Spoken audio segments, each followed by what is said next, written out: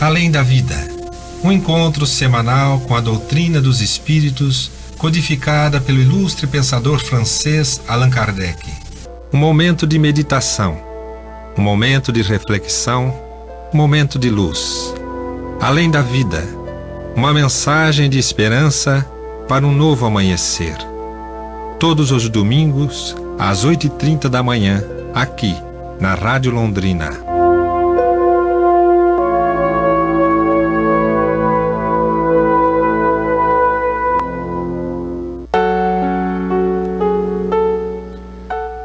Nosso muito bom dia a todos nossos ouvintes, Rádio Londrina, que estão conosco nessa bonita manhã de domingo, 10 de julho, segundo domingo do mês.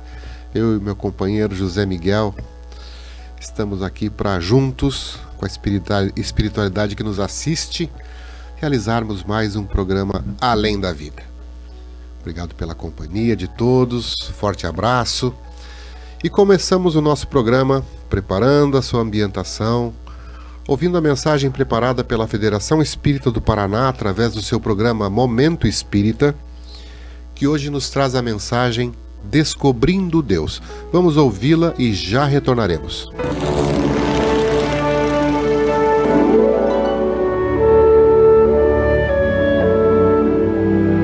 A grande paixão do escritor Antoine de Saint-Exupéry era a aviação, e se notabilizou como pioneiro da aviação comercial no mundo. Foi destacado pelo governo francês para fazer a linha do correio aéreo Toulouse-Casablanca-Dakar-Casablanca. Jovem, entusiasta, ele considerava que religião, conceito de divindade, eram questões de secundária importância. Num desses voos, acompanhado pelo seu mecânico de bordo em um avião monomotor, foi vítima de uma pane. O avião caiu no deserto do Saara. Preparou-se para morrer. Não havia mínima possibilidade de sobrevivência. Durante o dia, as temperaturas eram muito altas. À noite, desciam a vários graus negativos. Antoine e seu mecânico passaram a primeira noite de angústia. No dia seguinte, ele já esperava a morte, quando foi surpreendido pela presença de um pequeno rato do deserto que transitava entre as dunas. Teve uma inspiração. Se havia um animal, havia água. Por consequência, uma possibilidade de vida. Ele acompanhou o animalzinho correndo pelo deserto por algum tempo e chegou a uma duna que parecia fixa. Em uma das faces havia umidade, e na umidade havia vários gravetos. Muitos caracóis estavam ali, e também a comunidade de ratinhos, que se alimentavam de uma forma muito especial.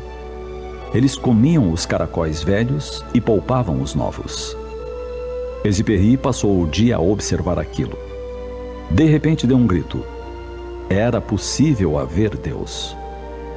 Como aqueles animais podiam entender assim de sobrevivência?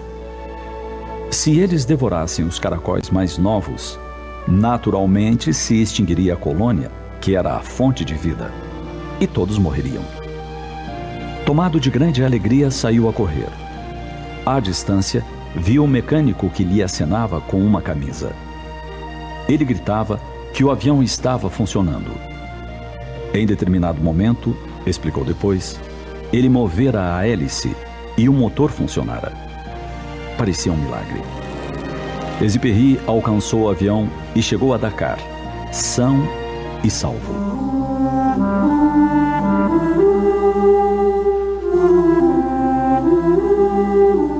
Deus existe, não há dúvidas. Basta que se observe o instinto dos animais. Qual o engenheiro que ensinou ao João de Barro como ele deve construir a sua casa para proteger a prole dos ventos invernais? Qual o farmacêutico que mostrou ao cão qual a erva que ele deve comer para determinadas indisposições? Quem foi o arquiteto que estabeleceu as linhas mestras aos passarinhos para entretecerem seus ninhos com tanto esmero? Qual o técnico vocal que adestrou as aves para que atinjam notas graves e agudas em perfeita harmonia? Quem lecionou paciência à pantera para o êxito da sua caça? Quem informou as tartarugas que nascem nas areias escaldantes que a sua segurança está em atingir com muita rapidez as águas protetoras? Por fim, qual o aviador que deu lições à águia, ao condor? Quem os ensinou a planar, a envergar as asas, a alcançar alturas ou fazer voos rasantes? A tudo isso, somente cabe uma única resposta: Deus. Deus que tudo faz, tudo vê, tudo provê.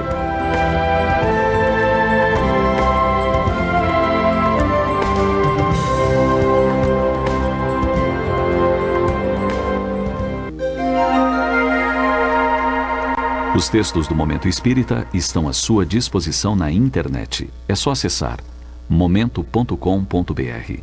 Mais informações, ligue 41 3223 6174, Curitiba, Paraná.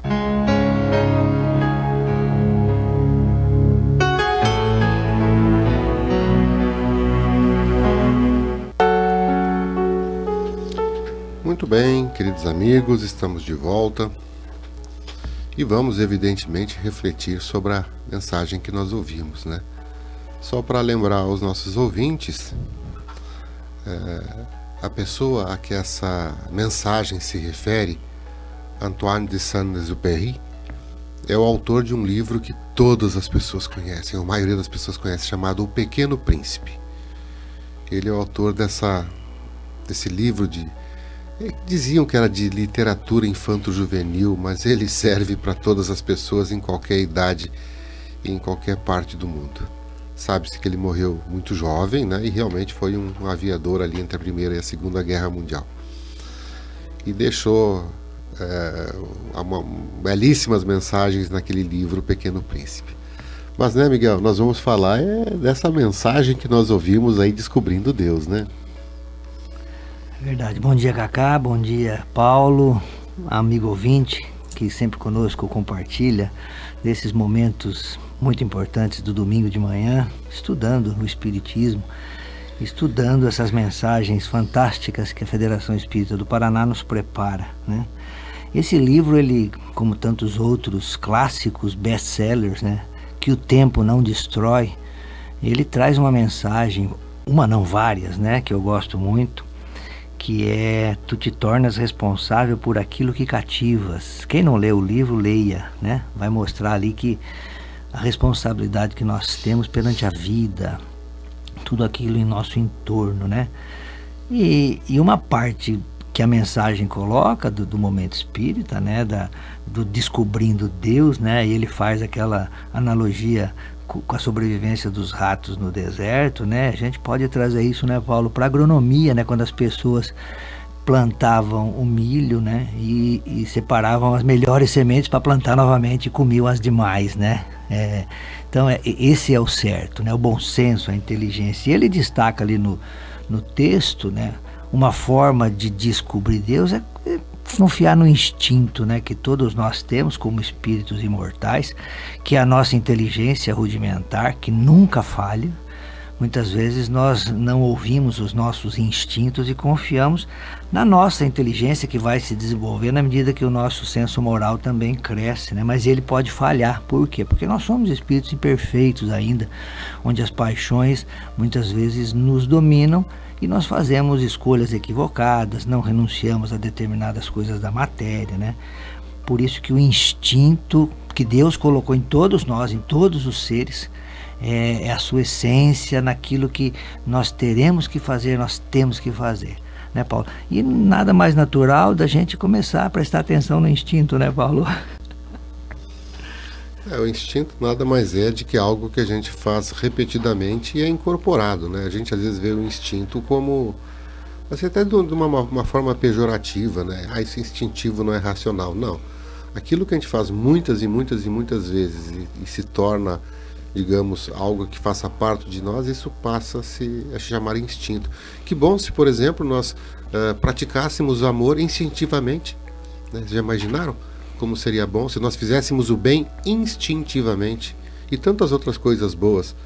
Se nós não o fazemos instintivamente ainda, é porque isso ainda não está incorporado de maneira definitiva nos nossos hábitos.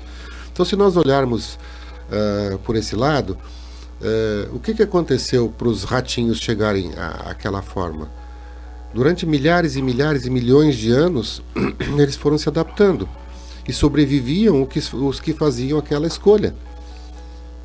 E assim aconteceu com todas as espécies da natureza. Elas foram aprendendo. E os que faziam essa ou aquela coisa diferente sobreviviam, e aquilo é incorporado no seu patrimônio genético, inclusive. E assim as coisas acontecem. Então, para ver, quando a gente fala de Deus, inclusive na mensagem Deus tudo vê, Deus tudo sabe, eu só peço, digamos assim, que me permitam falar assim, gente, só não vamos ver assim, Deus tudo vê, Deus tudo sabe. Não vamos dar a Deus aquela forma de homem, de ser humano, antropomórfica, como se fosse um serzinho vendo a gente.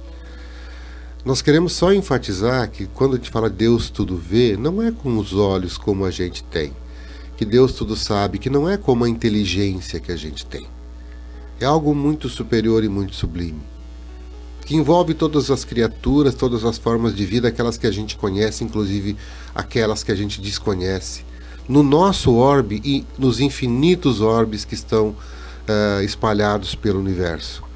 Então, é uma coisa maravilhosa. Se a gente também, por exemplo, olhar o nosso corpo, a máquina que é o nosso corpo, perfeita, tudo funcionando para abrigar o nosso espírito para essas experiências aqui na carne. Então, quando a gente começa a observar como a natureza funciona, a gente vê que ali está algo inteligente.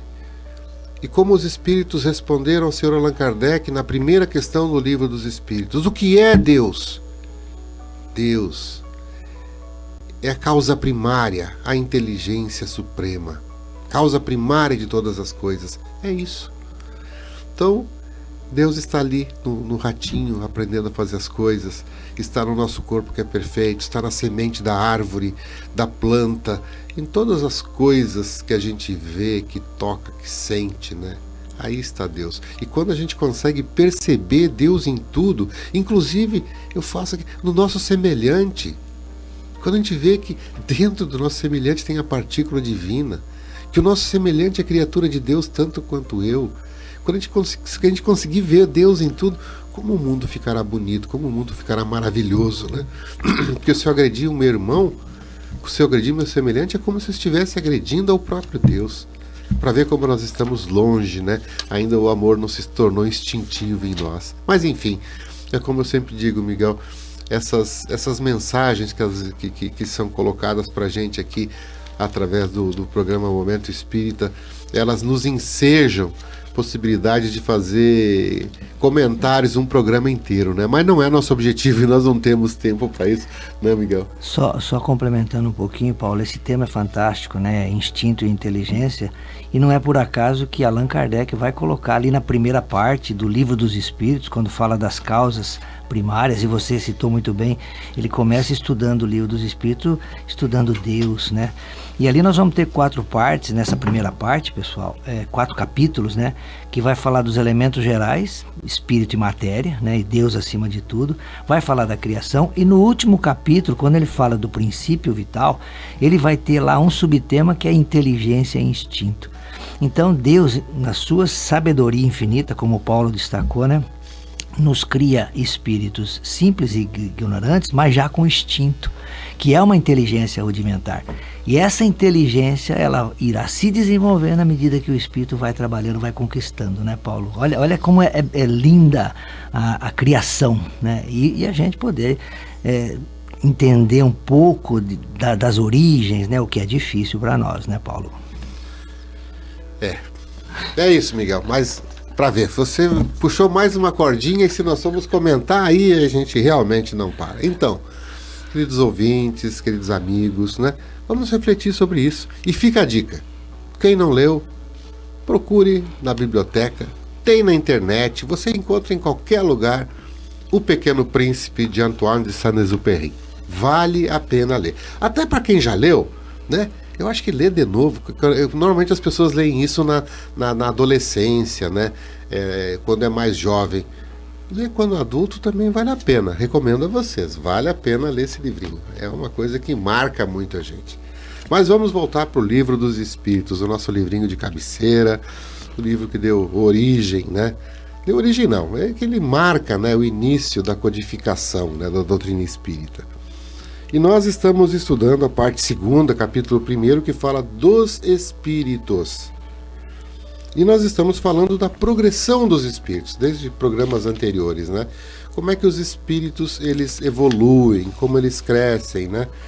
Eles não foram criados para ficar no mesmo lugar, estáticos. Tudo na natureza se transforma. Tudo é aprendizado, tudo cresce. Assim é com os espíritos. Daí dá para falar assim, ninguém foi criado sabendo tudo. Então nós aprendemos. E os espíritos progridem da ignorância para a sabedoria, para a inteligência. Por isso que eu não gosto de falar a palavra mal ou mal. O que existe é a ignorância, o não saber. E os espíritos, na medida que vão aprendendo, que vão incorporando em si esse patrimônio intelecto-moral, eles vão progredindo, né? E no nosso ponto de vista se tornando melhores. Nós paramos na questão de número 118 do Livro dos Espíritos. Eu só vou assim relembrá-la aqui rapidamente, né? Para a gente depois continuar, né, Miguel? Ela é bem curtinha, assim, ó. E foi perguntado, podem os espíritos degenerar? Ou seja, pode um espírito desaprender, ficar pior do que era? A gente nem precisa ler a resposta para dizer que não, né, pessoal? Por exemplo, quando a gente aprende a ler, né, Paulo? Qualquer coisa que você olha, não tem como desler, né? Nem desaprender a andar de bicicleta, né? Também não tem jeito. Não tem jeito, né? Mas vamos para a resposta dos espíritos que interessa, né? E eles são diretos, né? Não. À medida que avançam, os espíritos compreendem o que os distanciava da perfeição. Concluindo uma prova, o espírito fica com a ciência que daí lhe veio e não a esquece. Vamos guardar essa palavrinha, pessoal, ciência. Pode permanecer estacionário, mas não retrograda. E aí também, nessa última frase, é uma coisa que às vezes incomoda as pessoas. Pode permanecer estacionário, mas não volta. Agora, a confusão que muitas pessoas fazem é no sentido de olhar o espírito apenas em uma encarnação.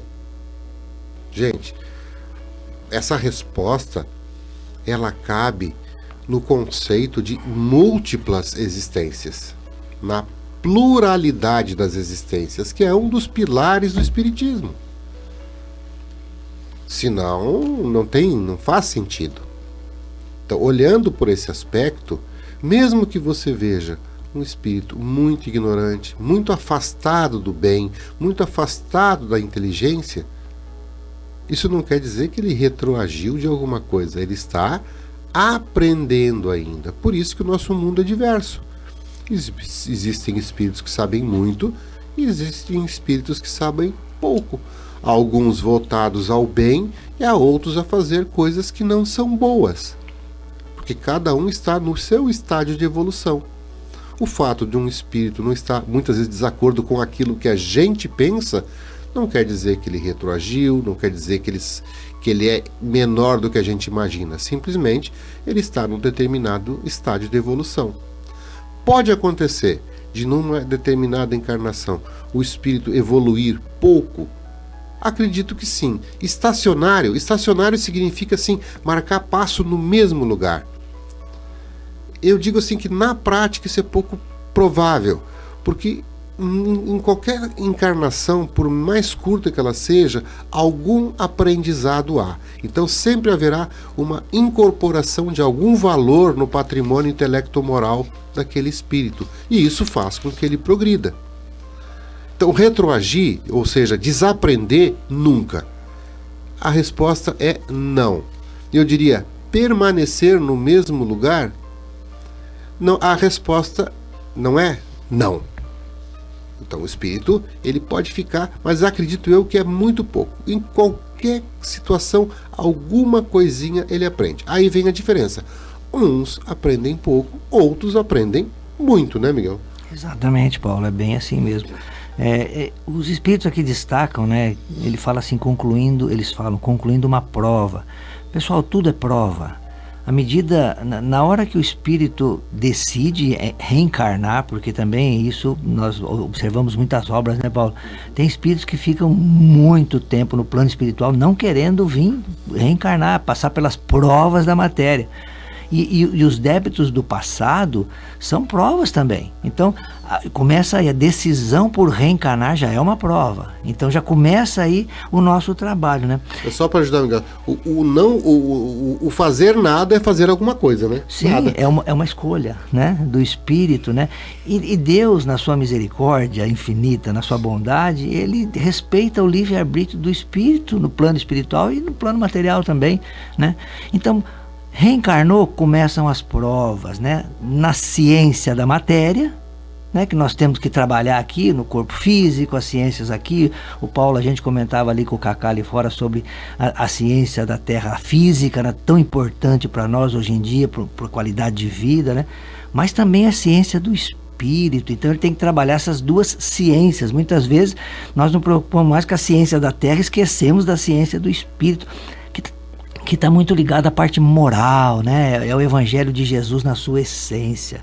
Então é isso, nós viemos aqui para trabalhar numa escola, para desenvolver o nosso espírito, tanto na parte dos conhecimentos aqui da Terra, que a gente vai acumulando e isso não se perde, quanto na parte moral, né? E aí na parte moral é que nós damos o salto de qualidade.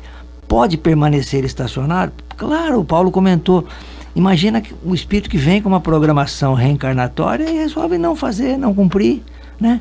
Quantos aí nós observamos líderes que fazem más escolhas, né, Paulo? E aí levam toda uma nação, um país por um caminho equivocado. Quando a sua proposta era de unificação, de fraternidade, ele usa o poder que é colocado nas mãos por Deus, né, para levar felicidade, para levar tranquilidade, e usa de forma equivocada, né, Paulo? Quantos exemplos nós temos na história, né?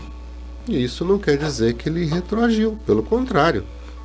Ele aprendeu alguma coisa e incorporou no seu patrimônio alguma coisa, digamos assim, que vai resultar em uma consequência óbvia da lei de causa e efeito. Para cada ação há uma reação. Se ele fez algo em desacordo com as leis universais, enfim, ele vai acabar colhendo os frutos daquilo. Se bem que eu acho que tudo está dentro de uma lei universal, a gente que não compreende, até aquilo que muitas vezes a gente compreende e acha que é mal, não é. Eu, por exemplo, assim, eu não entendo muito de medicina, nem de saúde, eu sou engenheiro, não sou médico. Mas eu sei, por exemplo, que nos primeiros anos da infância de uma criança, mesmo que a gente não goste, aquelas pequenas infecções de garganta, de ouvido, etc., eu vou dizer uma coisa que elas meio que são necessárias para o desenvolvimento do nosso sistema imunológico. Se nós não passarmos por isso, quando chegarmos à vida adulta, o nosso corpo não vai ter como resistir a certas infecções.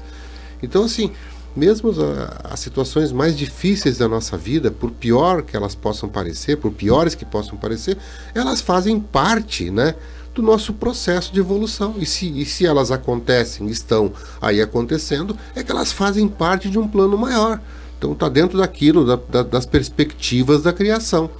Então, se Deus está em tudo e tudo está em Deus, mesmo aquilo que a gente considere um mal, que o mal não existe, está dentro de um plano maior, está dentro de um plano evolutivo, gostemos ou não, faz parte, né, dos planos divinos. Então, mesmo que apareça um ser que faça essas coisas, ele é muitas vezes a ignorância que põe a sabedoria à prova, né? Então faz parte desse plano maior. O Paulo, essas questões aqui do Livro dos Espíritos, elas são muito profundas, né? É que a gente fica no comentário um pouco superficial, porque não daria para a gente explorar, até pela nossa capacidade, né, Paulo? Sim. Explorar ela assim a fundo, como determinadas pessoas o fazem, né? Como Kardec o faz em outras obras. Não podemos esquecer que do Livro dos Espíritos saíram das 4 partes do Livro dos Espíritos, saíram 4 livros, né? E toda a revista espírita que ele desenvolveu os temas dos livros. Mas nessa frase aqui, por exemplo, pode permanecer estacionário, mas não retrograda, Aí o amigo ouvinte que acompanha, que estuda, né, pensa assim, poxa, mas pera lá, como é que fica a lei do progresso? Porque os espíritos dizem que o progresso se cumpre sempre. Como é que fica o espírito estacionar na vivência dele, nas experiências? Nós temos que entender que esse estacionário, nós temos que analisar com muito cuidado para não fazer um julgamento precipitado e equivocado, né? Vamos supor, vamos pegar os extremos, uma pessoa que vem com um trabalho maior, né, de unificação de uma cidade, de um estado, de um país, e ele não faz isso, né? O que ele aprendeu disso, o que ele progrediu? Que não deve fazer daquele jeito. Ele vai ter outra oportunidade. Exatamente. Mesmo que não tenha feito alguma coisa, ele Exatamente. fez. E isso tudo é aprendizado, né? E que provavelmente vai transformá-lo, né, numa oportunidade futura. Sim. Não tenha a menor dúvida.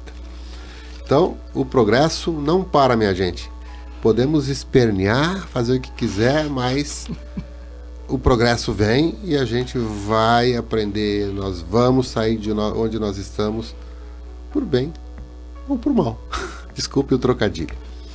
Vamos lá, questão de número 119. Olha só que pergunta bacana.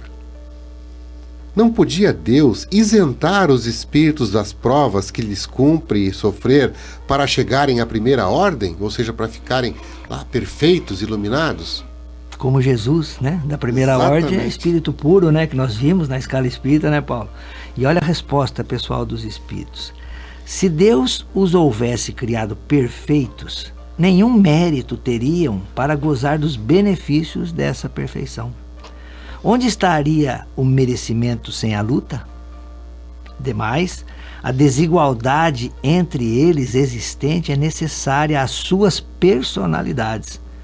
Acresce ainda que as missões que desempenham nos diferentes graus da escala estão nos desígnios da providência para a harmonia do universo. E aí Kardec faz um comentário a essa resposta que os espíritos dão a essa questão 119. Kardec diz assim: pois que na vida social todos os homens podem chegar às mais altas funções. Seria o caso de perguntar-se por que o soberano de um país não faz de cada um de seus soldados um general. Porque todos os empregados subalternos não são funcionários superiores. Porque todos os colegiais não são mestres professores, né? Ora, entre a vida social e a espiritual há esta diferença.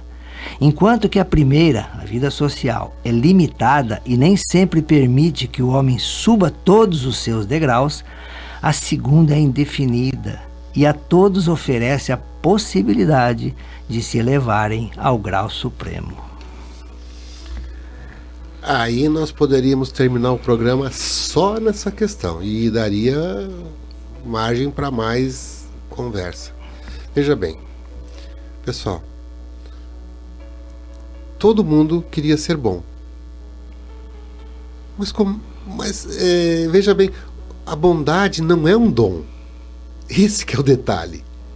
A gente acha que não é um dom. A bondade é o resultado de uma experiência. A bondade é uma consequência.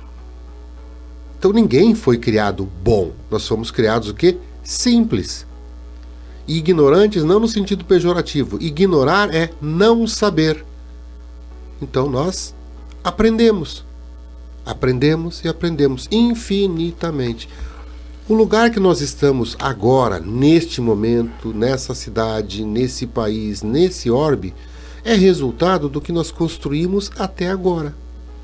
Sob o ponto de vista material, nós temos um corpo, vivemos numa sociedade, pertencemos a uma determinada etnia, etc, etc, etc. Um é branco, outro é preto, outro é oriental, outro é ocidental, um é baixo, outro é alto, um é mulher, outro é homem, e assim vai. Um ocupa trabalhos de alta, digamos assim, exigência, cientistas, professores, médicos. E existem os trabalhadores mais simples, que trabalham na construção, que movimentam os caminhões, que fazem a comida, enfim, cada um no seu lugar, e todos são importantes. E como se todo mundo fosse bom, o universo não existiria. Para quê? Para que a vida? Nós iríamos experimentar o quê? Qual o sentido do existir se nós fôssemos perfeitos? Não teria sentido, a vida não faria sentido. Se todo mundo já, por exemplo, nascesse sabendo, bom, uma coisa que na sociedade já não teria seriam escolas. Para que escolas? Para que professores? Vocês imaginam a consequência disso? Então, assim, às vezes a gente quer verdadeiras utopias, coisas que não são racionais. A gente queria que as pessoas todas fossem boas, isso é diferente. Mas por quê? Porque a gente se incomoda quando o mal existe. Mas o que é o mal? O mal é a ausência do bem. E se as pessoas estão naquela condição, elas também nos testam, porque às vezes a gente pensa que é bom e não é, né? A gente só é bom quando as coisas funcionam, dão tudo certinho para nós. Na medida que a gente é contrariado, a gente demonstra que não é tão bonzinho assim. Então, quando a gente fala Deus, né, vamos tirar da cabeça aquele homenzinho criando mundos e pessoinhas, né? Vamos entender algo que está fora do nosso conceito de espaço e de tempo. E nós que somos espíritos que estamos aqui, somos diferentes, por quê? Porque passamos a existir em momentos diferentes e trilhamos caminhos diferentes, temos experiências diferentes.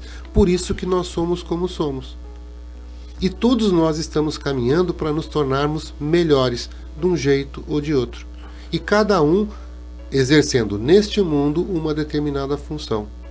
E se olharmos na pluralidade das existências, né, isso fica mais complexo ainda. Por exemplo, aquele que hoje é um rei, aquele que hoje é um general, dependendo do que ele fizer, lei de causa e efeito, causa, consequência, numa outra encarnação pode sofrer a consequência dos seus atos, como o Miguel falou ainda na questão anterior.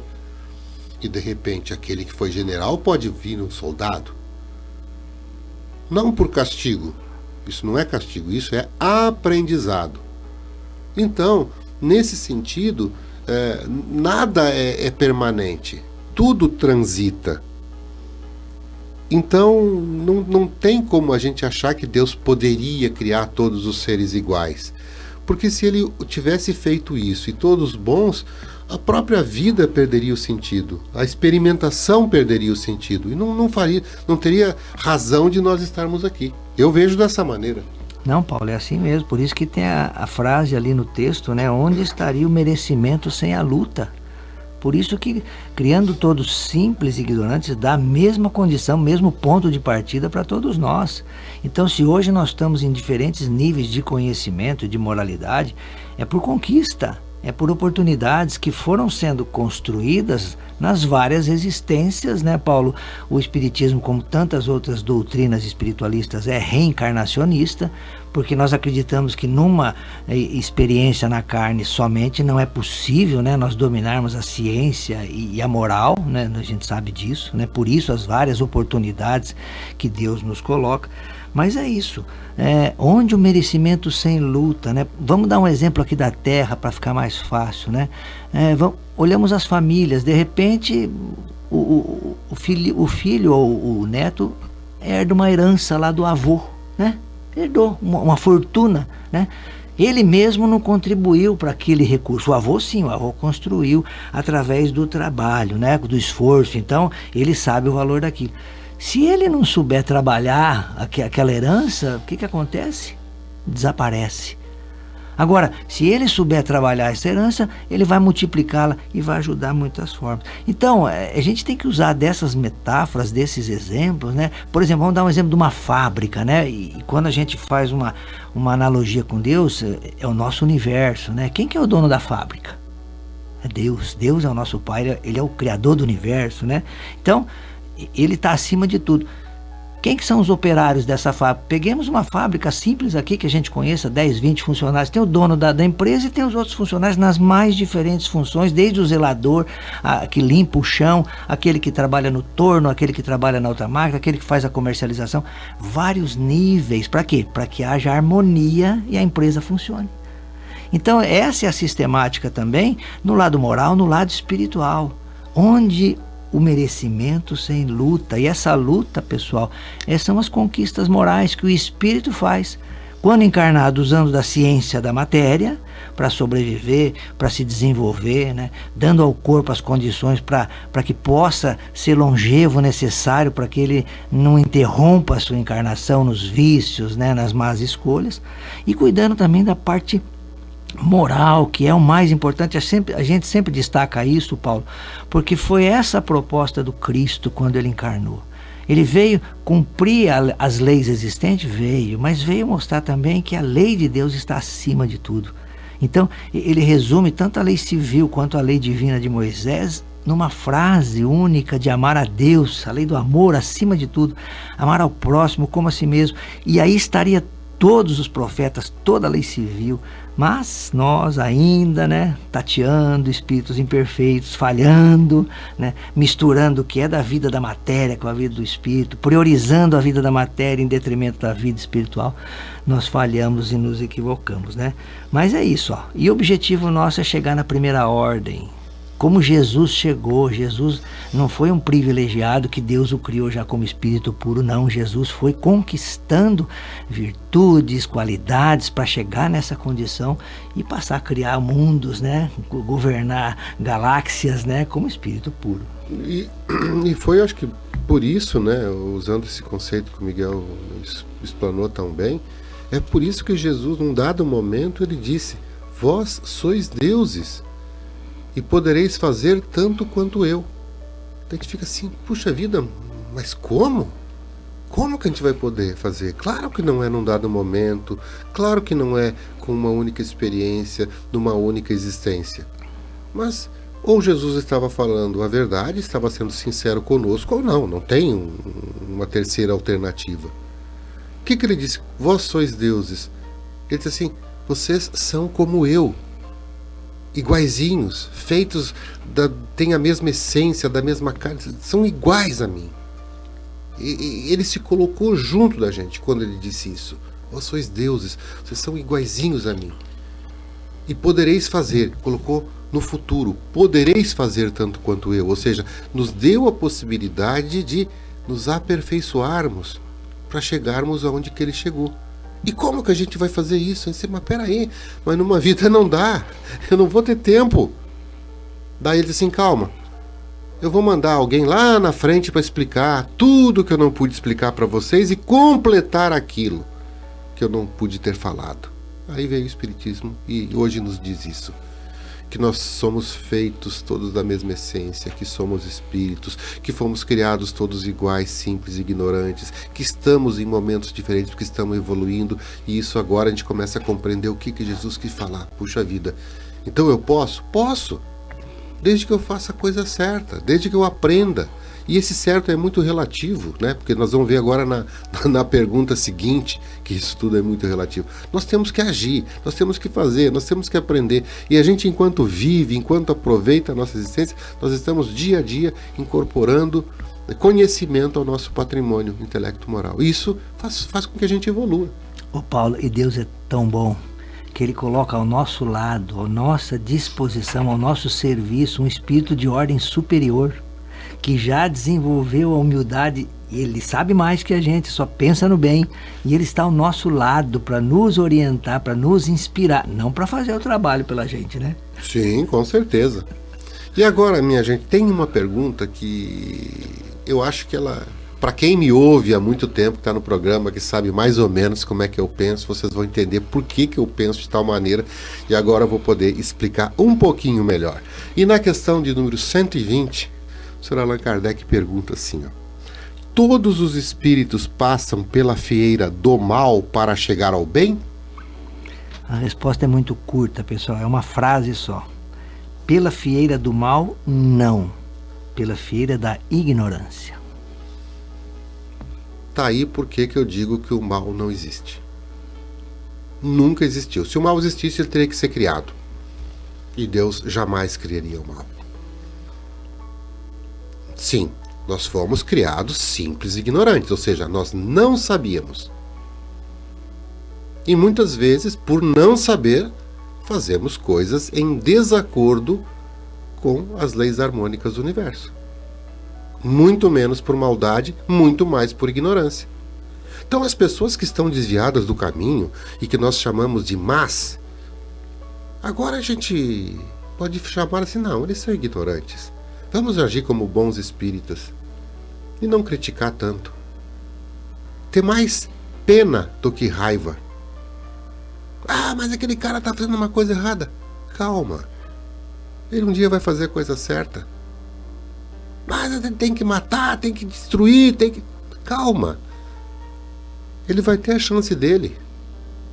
Ninguém jamais fugiu das leis divinas, nessa ou noutra existência. Por mais que as pessoas façam aqui, queridos ouvintes, amigos e simpatizantes da doutrina espírita, Deus não pune. A lei é perfeita. O apóstolo Pedro falou uma frase emblemática para mim. Os teus pecados te perseguem como uma sombra. Ou seja, ninguém escapa daquilo que fez. Não tem como. Nós somos o que fazemos, nós somos o que pensamos, nós somos o que construímos, nós somos resultados das nossas ações. E sofremos a consequência disso. Então, na medida que nós vamos crescendo, nós não somos essencialmente maus.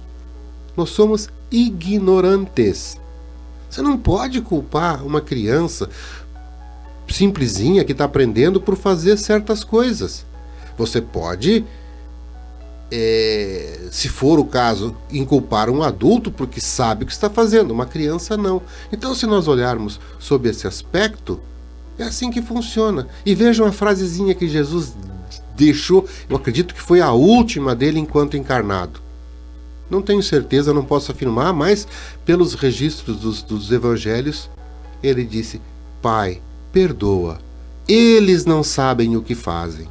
Pronto, é a ignorância na sua essência. Então nós somos ignorantes, nós não somos maus por essência, que senão Deus teria que criar em nós a maldade. Nós não sabemos e estamos fazendo a coisa errada. Então, para mim, essa frase ela é muito marcante e fez, quando eu a estudei mais profundamente, mudar a minha visão. Não vejo maldade nas pessoas, eu vejo ignorância. E mais que raiva, eu lamento. As palavras, né, Paulo, elas são polissêmicas, né? Elas têm vários significados. E a ignorância no nosso dia a dia, ela caracteriza um estado de brutalidade, né, de idiotia, até de agressividade, né? E não, nós temos que entender que no sentido espírita aqui de ignorância é ignorar, é não saber, né? E aí você não pode exigir de uma pessoa aquilo que ela não sabe. É a mesma coisa na escola. Como é que o professor vai numa prova colocar um assunto que ele não ensinou para os alunos? É incoerente isso, né? Então, se o professor não faz isso com o aluno aqui na Terra, como é que Deus faria isso com a gente, né? Exigindo de cada um de nós mais daquilo que nós já acumulamos nas nossas experiências. E Ele, como Pai bondoso, como o Paulo destacou, né? É isso que a gente tem que fixar. Deus é perfeito, não cria o mal. O mal são coisas dos homens, né? Imperfeitos, né, Paulo? Que equivocadamente criam para si mesmo determinadas ações, né? E mal é apenas uma designação. Sim. Porque você pode chamar de mal ou de ignorância, você pode condenar ou compreender, depende da visão que você tem. E quanto mais ignorante você é, mais agressivo e bruto você é. Na medida que você evolui, né, você vê diferente. E me permita, Miguel, agora no dia 30 de junho fez aí 20 anos do desencarne de Chico Xavier, e todo o Brasil, foi muito bacana as homenagens, a lembrança que faziam. E o Chico, para nós, ele deixou coisas muito, muito assim, instrutivas, né? Porque ele era dócil, ele não se incomodava, ele não criticava ninguém. Ele simplesmente fazia assim, calma, deixa ele lá. Ele já esteve pior, hoje ele está melhor. Antigamente ele é assassino, hoje ele só está num bar jogando e não fazendo nada. Ou seja, a visão que ele tinha era essa, a visão superior. Ele sabia que as pessoas iam evoluir, porque ele era evoluído. Ele sabia que as pessoas iam passar pela fieira da ignorância e que iam superar. Então, nós temos que imitá-lo e começar a agir assim, se quisermos ser bons espíritas. Vamos tentar nos alinhar com a doutrina de Jesus, que era a doutrina de tolerância, de perdão, de amor. E Paulo, você falando do Chico, ele veio atestar para todos nós, espíritas e não espíritas, um dos fundamentos do cristianismo, que é a imortalidade da alma, né? E muitas vezes as pessoas não se atêm a isso, preocupado muitas vezes só com o trabalho que o Chico teve ali, né, de auxílio, mas ele veio atestar, como o próprio Cristo, quando falava que o reino dele não era desse mundo. Que reino é esse que ele está falando? O reino espiritual. Então, ninguém morre, né, Paulo? O espírito vai viver eternamente como Deus. O que o Chico fez foi demonstrar na prática, né, através de toda a sua obra mediúnica. Isso é incontestável, e tanto é incontestável, né, que eu só vou reafirmar aqui uma coisa que muita gente sabe, que muitas cartas e muitas psicografias dele foram utilizadas em tribunais para usada como peça, né, de defesa, para defender pessoas de acusações, de próprios espíritos que sofreram uma determinada agressão, vieram defender, entre aspas, o réu, por entenderem que aquilo fazia parte de um plano maior. Então, assim, vejam bem a que nível o Chico levou a doutrina espírita no Brasil, né? A ponto de chegar a um nível de respeito grande. Muita gente continua com as suas profissões religiosas, né? Mas respeitam a obra dele, que foi totalmente de amor, de caridade, de uma docilidade assim nunca vista, né?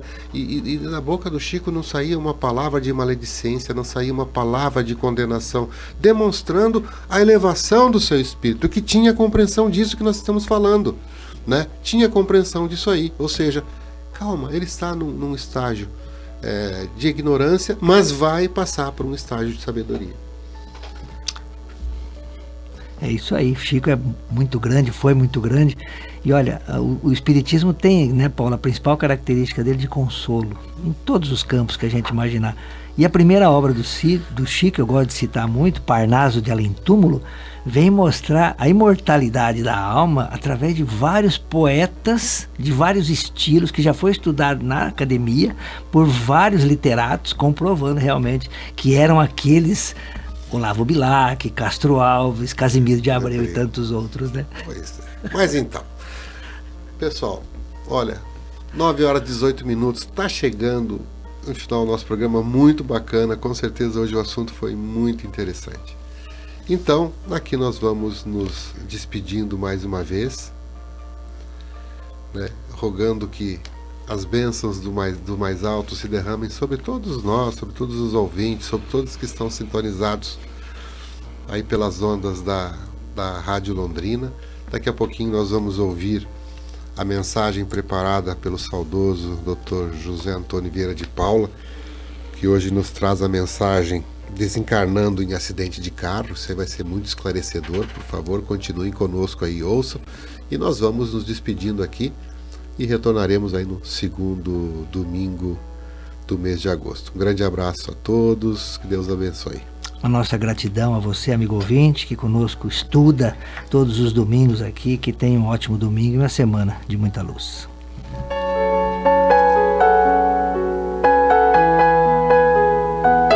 Olá, amigos. Vamos dar continuidade aqui àquelas mensagens do além.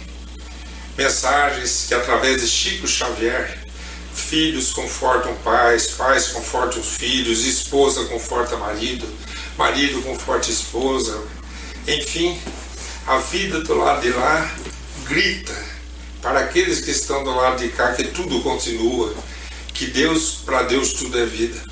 Hoje nós escolhemos uma mensagem muito profunda, muito interessante, de um jovem, um adulto jovem, desencarnado do ano de 1971, 31 anos depois do seu nascimento, num acidente de carro entre Goiás, Goiânia e Rio Verde, no estado de Goiás.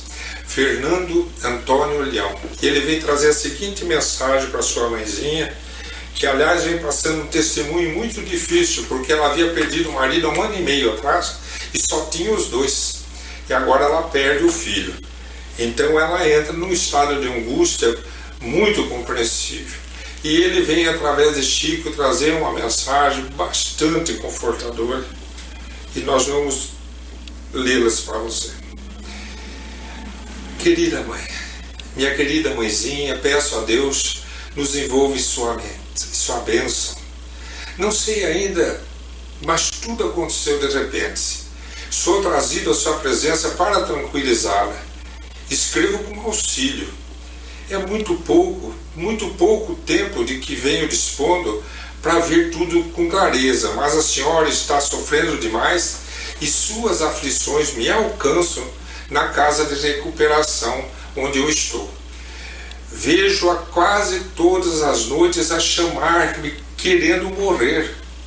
Se o seu coração amoroso pudesse ver o que sofro ao ver a senhora sofrendo, tanto, penso que tudo estaria diferente. Não chore mais assim, pensando que está sozinha. Temos Deus, mamãe. Deus não morre. Deus não desaparece. Ajude-me, acalme-se.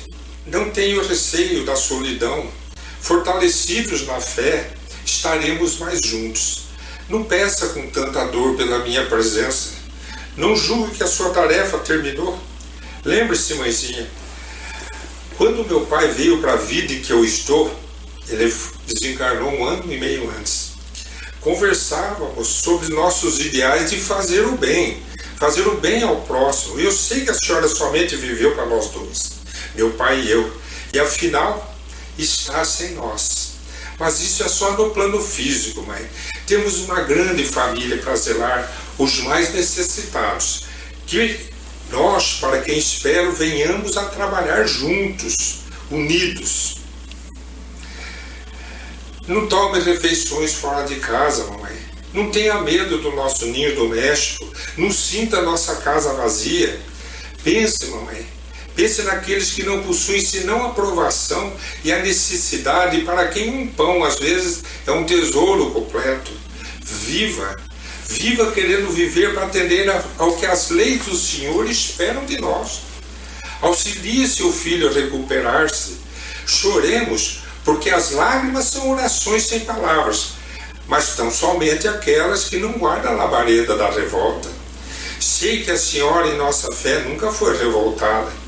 No entanto, quando ficamos por conta da aflição, como se não tivéssemos mais Deus por nós, a nossa dor também é uma revolta, é uma rebeldia. Ajude-me. Não contemple o meu retrato conversando em pranto de angústia. E agradecendo o seu imenso carinho, peço para que não me recorde como viu em nosso último encontro em Batatais, quando ele foi enterrado. Tudo passou. O dia é novo. Confiemos naquele que acende a luz para que nunca estejamos em trevas. Eu não tenho meio para contar-lhes o que aconteceu, o que me sucedeu. Eu recordo-me que viajei pensando em regressar para estarmos juntos no Natal. Compreendi que a senhora tinha razão em querer reduzir as nossas atividades para concentrar-nos com mais segurança no Rio ou em outra cidade. Creia, mãezinho, que eu não contava com o desenlace. Saímos de automóvel despreocupadamente para alcançar o sítio. O Guerra e o Clodoveu conversavam animadamente comigo de quando a quando notava que a velocidade era muita, mas queríamos chegar mais cedo, descansar convenientemente para ver o trabalho que nos esperava no dia seguinte. E a certa altura lembro de que o Clodoveu me falava sobre preços de terras do Sudoeste. Depois da instalação de Brasília, contava-me opiniões do Clóvis, de outros amigos, e ouvíamos com atenção. Depois somente ouvi um barulho, que ainda percute dentro de mim, sempre que me proponho a rememorar o que aconteceu. Nada senti, nem nada vi. Nada senti, era um sono que eu sentia, não sei. Posso apenas dizer à senhora que acordei em casa do tio Beni, quando a sua voz me chamava. Mas quem disse que eu podia responder? Vi um padre amigo, que depois vinha saber que era o padre Ângelo, que eu não conheci. Dizia auxiliar-me a pedido de benfeitores, mas eu não entendi nada. Para mim era tão natural e tão confortador encontrar um sacerdote amigo, como alegre eu me sentiria encontrando um padre amigo no mundo, nas horas de crise e dificuldade. Vi muita gente e acreditei que tinha ocorrido um desastre. Queria falar com a senhora que eu estava bem, entretanto eu não pude. A cabeça estava em fogo. Quando eu vi meu pai, compreendi o que acontecera. Mas abati-me demais com a surpresa e fui carregado para tratamento devido na casa onde estou. Do Guerra e do Clodoveu eu nada sei. Peço a Deus para que estejam bem. Não posso fazer perguntas, sou ainda um doente e não devo abusar. Mas vim até aqui a fim de pedir-lhe a fé e a coragem. Eu não estou morto. Estou diferente. É só isso.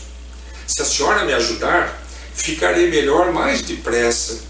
A senhora fala em suas preces que lamenta não me haver prestado assistência e pergunta por que Deus teria permitido a minha transformação fora de casa. Entretanto, mamãe, recordemos Jesus. Ele também, nosso Senhor e Mestre, conheceu a morte fora do seu lar, sob o céu e o teto de todos. Pensemos em Jesus e a conformação virá para todos. Ajude-me, abençoe-me. Viveu a senhora sempre especialmente para mim. Quero viver agora para o seu coração querido. Nossos amigos me auxiliam, não permitem que eu escreva por mais tempo. Receba, querida mãe, meu abençoado anjo da guarda na terra, todo o amor e toda a confiança de seu filho Fernando Antônio. Uberaba, 5 de fevereiro de 1972. Ele desencarnou em 1971, em dezembro. Fazia só 2 meses ele já estava dando essa mensagem. Por conta da aflição da mãe, os benfeitores trouxeram eles, ainda em dificuldade, para trazer essa mensagem confortadora. Se nós fôssemos analisar essa carta profundamente, nós veríamos quantos recados ele, provavelmente com auxílio da espiritualidade, está dando a ela. Um deles é de fazer a caridade, cuidar dos semelhantes que passam fome. Vamos fazer a caridade, já era um plano traçado entre ele, o pai e ela. Aí o pai desencarnou, aí ele desencarna, mas ele fala, o plano tem que continuar, vai se ocupar. Outra coisa que chama atenção nessa missiva do além é que ele diz para ela tomar as refeições em casa. Provavelmente na depressão em que ela está fugindo do lar. Provavelmente ela não queira nem ficar na casa dela. E ele está pedindo que ela fique, provavelmente uma orientação dos espíritos superiores. Tudo são provas da vida.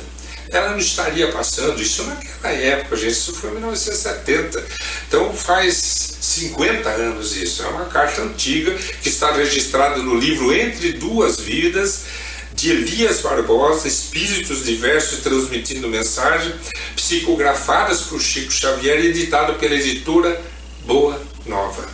Guardem essa mensagem para profunda fé em Deus, na continuidade na vida, confiança e esperança na existência depois da morte, para que possamos viver melhor a nossa própria existência, considerando que estamos aqui só de passagem. Um grande abraço a todos.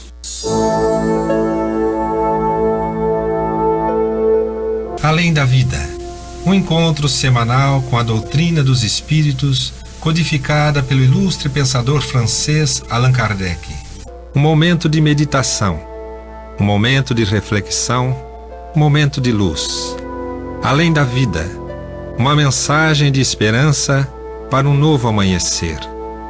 Todos os domingos, às 8h30 da manhã, aqui, na Rádio Londrina.